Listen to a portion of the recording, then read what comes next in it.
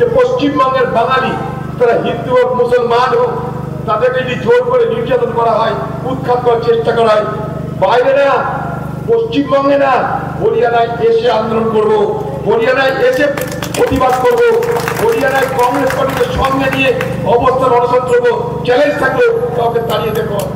কর্ণাটকে তারা কাজ করে, তাদের বিপদ হয়ে যায়, সিলিন্ডার ফেটে 7 জন শ্রমিকের গায়ে আগুন লেগে যায়।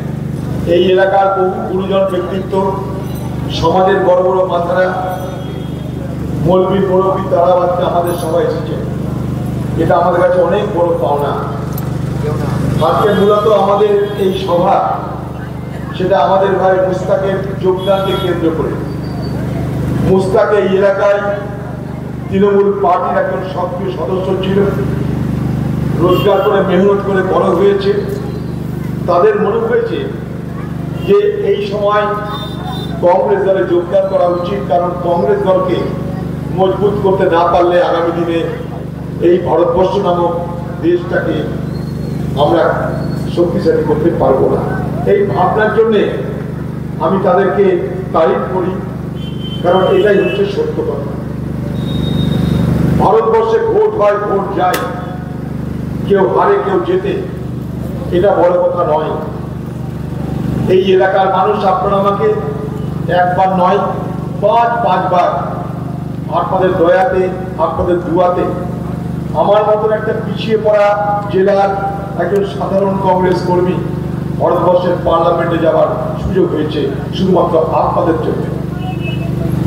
শুধু তাই নয়, এই ভারতবর্ষের কংগ্রেস পার্টি যার 138তম বছর বয়স হয়ে গেছে, যে দলে মহাত্মা গান্ধী থেকে জওহরলাল নেহরু, মৌলানা আবুল কালাম আজাদ থেকে ইন্দিরা গান্ধী, রাজীব গান্ধী, এই যে ঘরানা, এই কংগ্রেস দল, সেই কংগ্রেস দলের পার্লামেন্টে, যেখানে সারা ভারতবর্ষের সব থেকে বড় বড় আলোচনা হয়, আইন তৈরি হয়, সেই পার্লামেন্টে আমার মতন এই মুর্শিদাবাদের পিছিয়ে পড়া একটা জেলার একজন সাধারণ কংগ্রেস কর্মী কংগ্রেস দলকে নেতৃত্ব দেওয়ার সুযোগ পেয়েছিলাম। সোনিয়া গান্ধীর পাশে বসে 5টা বছর আমি ভারতবর্ষের পার্লামেন্টের দলকে এবং কংগ্রেসকে নেতৃত্ব দিয়েছি। এটা শুধুমাত্র সম্ভব হয়েছিল আপনাদের জন্য, আপনাদের দয়াতে, আপনাদের দুয়াতে আমি এত বড় জায়গায় পৌঁছাতে পেরেছিলাম। আমরা কলকাতার রাজপথে বাঙালি ও বাঙালি কোথায় গেল বলে আমি চোখের জল ফেলে আমি বসে থাকছি না। সারা ভারতবর্ষ জুড়ে বাঙালিদের উপরে যে অত্যাচার হয়েছে তার জন্য মোকাবেলা করতে কেউ রাজ্যের বাইরে যায়নি। শুনে রাখুন আপনারা, আমি নিজে হরিয়ানার পানিপথে, আমি আর আমার একটা ভাই ভিক্টর, সেই উত্তর দিনাজপুরের এমএলএ, সেই দুজন আমরা গেছিলাম হরিয়ানার পানিপথে। সেখানে আমাদের পার্টির নেতাদেরকে সঙ্গে নিয়ে সেই সমস্ত এলাকায় গেছি যেখানটায় বাঙালির নামে প্রকৃত অর্থে এখানকার যারা পরিযায়ী শ্রমিক এবং পরিযায়ী শ্রমিকদের মধ্যে বড় অংশ রয়েছে মুসলমান, তাদেরকে সেইখানটায় যে নির্যাতন করা হচ্ছিল তার বিরুদ্ধে আমরা সেখানটায় প্রতিবাদ করতে গেছিলাম। এবং জেনে রাখুন, আমাদের প্রতিবাদের পর আজকে প্রায় 2.5 মাস হয়ে গেল আমি খবর রাখি নির্যাতন সেখানে সম্পূর্ণ বন্ধ হয়ে গেছে। কি বলেছি সেখানটায়? সেখানে বলেছিলাম হরিয়ানা সরকারকে যে পশ্চিমবঙ্গের বাঙালি তারা হিন্দু হোক মুসলমান হোক তাদেরকে যদি জোর করে নির্যাতন করা হয়, উৎখাত করার চেষ্টা করা হয়, বাইরে না, পশ্চিমবঙ্গে না, হরিয়ানায় এসে আন্দোলন করব, হরিয়ানায় এসে প্রতিবাদ করব, হরিয়ানায় কংগ্রেস পার্টিকে সঙ্গে নিয়ে অবস্থান অনশন করবো। চ্যালেঞ্জ থাকলে কাউকে তাড়িয়ে দেখো। খোঁজ নিয়ে দেখবেন, পানিপথে, হরিয়ানার পানিপথে লক্ষ লক্ষ শ্রমিক আছে, বস্ত্র শিল্পের সঙ্গে জড়িত, টেক্সটাইল ইন্ডাস্ট্রির সঙ্গে জড়িত, তাদের কোনো বিপদ হচ্ছে না। আমি উড়িষ্যা থেকে এখানকার শ্রমিকদের বিপদ হয়েছে, তাদেরকে বিপদ থেকে উদ্ধার করে আমি নিয়ে এসেছি। শুধু নিয়ে এসেছি তা নয়, আবার যাতে তারা যেতে পারে তার ব্যবস্থা করেছি। যদি বলেন কেন? কারণ ভারতবর্ষের সংবিধান বলছে ভারতবর্ষের যে কোনো জায়গায় আমি আপনি প্রত্যেকে বসবাস করবার জন্য, রুটি অর্জন করার জন্য, আমার আপনার চলাচলের জন্য সর্বত্র স্বাধীন। আমাকে কেউ বলতে পারে না আমি কোথায় থাকবো কি থাকবো না। তাই যখন উড়িষ্যায় যখন গন্ডগোল, এই স্কুটির কিছু লোক বিপদে পড়ে গেল উড়িষ্যায়, তারা আমাকে ফোন করলো, সেখানকার এসপির সঙ্গে কথা বলে, সেখানকার পুলিশের সঙ্গে কথা বলে সবাইকে আমি ছাড়িয়ে নিয়ে ছুটিতে পাঠিয়ে দেওয়ার ব্যবস্থা করতে পেরেছি। আজকে পরিযায়ী শ্রমিকদের নিয়ে রাজনীতি হচ্ছে, তাদের পাশে দাঁড়িয়ে সহযোগিতার চেষ্টা করা হচ্ছে না। দুর্ভাগ্য আমাদের বাংলা, এখানে যা কিছু হবে ভোট ছাড়া এখানে কোনো দল হবে না।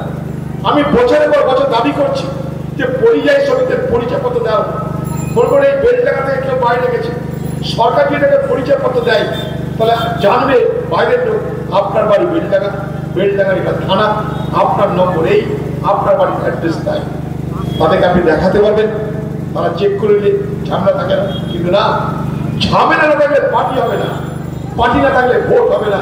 তাই ঝামেলা হচ্ছে নির্বাচনের সব থেকে বড় হাতিয়ার। তাই ঝামেলা মেটানো নয়, ঝামেলা বাঁচিয়ে রাখুন, তবেই ভোট হবে। এটাই হচ্ছে সরকারের লাইন। আপনি যে দায়িত্ব নিয়ে বলছেন সব জায়গায় গিয়ে ঠেকানো যাবে। আচ্ছা, আমার বাইরের রাজ্যে যদি কিছু হয়, আমার রাজ্যের দায়িত্ব নেই? সেখানকার পুলিশ, সেখানকার প্রশাসন, সেখানকার ডিএম, সেখানকার সরকারকে কিছু বলার? আরো বাদ, পার্লামেন্ট আছে, প্রধানমন্ত্রী আছে, গৃহমন্ত্রী আছে। দিল্লির বুকে কোনোদিন তৃণমূল সরকারের পক্ষ থেকে কোনো আন্দোলন হয়েছে, কোনো প্রতিবাদ হয়েছে, কোনো ডেপুটেশন হয়েছে? হয়নি। যদি পরিযায়ী শ্রমিকদের জন্য প্রকৃত অর্থেই ভালোবাসা থাকতো, দরদ থাকতো, তাহলে অন্তত দিল্লিতে প্রতিবাদ হতো, অমিত শাহর বাড়ির দিকে আন্দোলন হতো, প্রধানমন্ত্রীর বাড়ির দিকে আন্দোলন হতো। সেই আন্দোলন আমরা করেছি রাহুল গান্ধীর জন্য, সোনিয়া গান্ধীর জন্য। তার জন্য একবার নয়, বারবার সেখানে অ্যারেস্ট হয়েছি, সেখানে বন্দী থেকেছি। এখানে কিন্তু সেটা হলো না। কাঁদছে কোথায়? কলকাতায়। আমরা মুখ খাচ্ছি হরিয়ানায়, মুখ খাচ্ছি দিল্লিতে, মুখ খাচ্ছি মহারাষ্ট্রে, আর মুখ খাচ্ছি আমরা উড়িষ্যায়, আর কাঁদছি আমরা কলকাতায়। তাই আমি এদের বলেছিলাম, চোখে নাই পানি, কাঁদছি আমার নানি। তার দরকার ভোট। আমি আজকে সকালে একটা উদাহরণ বলি আপনাদের। গত কয়েকদিন আগে যেটা এই বহরমপুরে নগরাজল এলাকা, সেই নগরাজল এলাকার কতগুলো শ্রমিক তারা কর্ণাটকে কাজ করতে গিয়েছিল।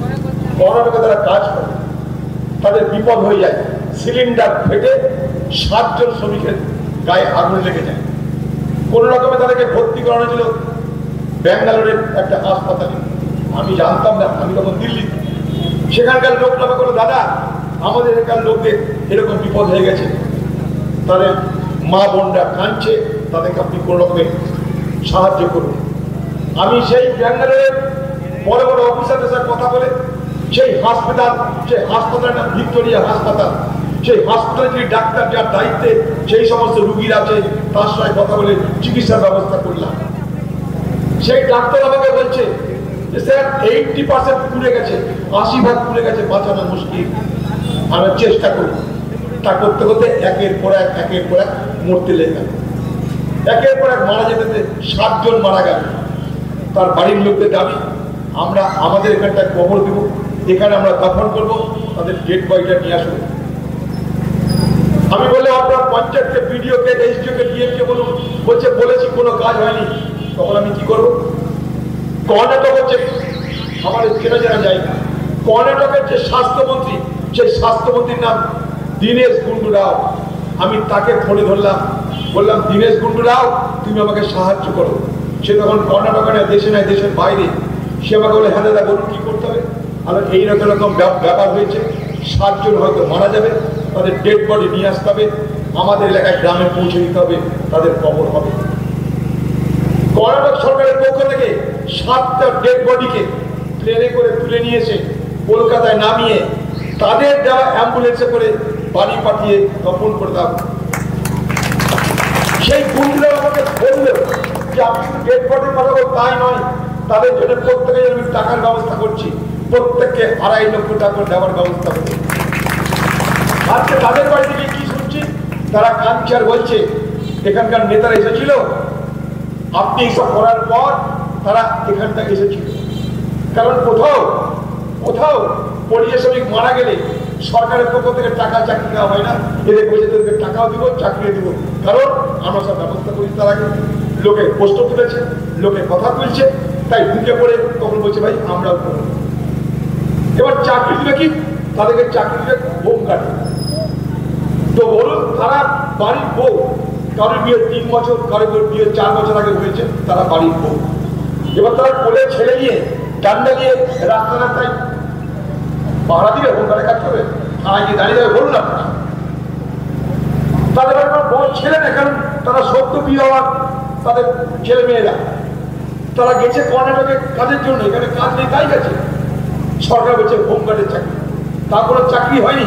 আমি একটা দাবি করেছি যে আপনার গ্রাম আছে, গ্রামে পঞ্চায়েত আছে, গ্রামে আইসিডিএস আছে, গ্রামে বিডিও আছে, গ্রামে স্কুল আছে, এইসব মেয়েগুলোকে সেখানটায় একটা করে কাজের ব্যবস্থা করে দেন, যাতে ছেলে পেলে তারা বড় হতে পারে। আজকে কিন্তু